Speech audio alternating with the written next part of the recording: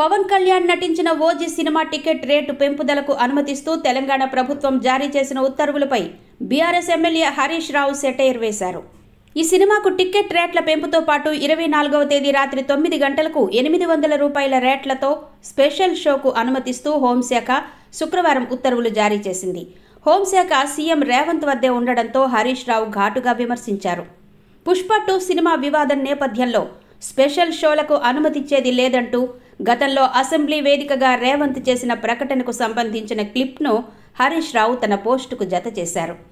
ప్రాణాలు పోతున్నాయని తెలిసినా స్పెషల్ షోలకు ఎలా అనుమతి ఇస్తామని రేవంత్ చేసిన వ్యాఖ్యలను ఉద్దేశిస్తూనే యూటర్న్ అంటూ హరీష్ రావు సెటైర్ వేశారు. తెలంగాణలో ఓజీ సినిమా టికెట్ ధరలను పెంచుకునేందుకు రాష్ట్ర ప్రభుత్వం గ్రీన్ సిగ్నల్ ఇచ్చేసింది. ఈ మేరకు జీవో కూడా విడుదలైంది. ఈ నెల 24న రాత్రి 9 గంటలకు ప్రీమియర్ షో టికెట్ ధర జీఎస్టీతో కలిపి 800 రూపాయలని పేర్కొంది. సినిమా విడుదల రోజు ఈ నెల 25 నుంచి అక్టోబర్ 4 వరకు టికెట్ ధరలను పెంచేసింది. సింగిల్ స్క్రీన్స్లో 100 రూపాయలు, మల్టీప్లెక్స్లో 150 రూపాయలు పెంచుకునేందుకు అనుమతిచ్చింది.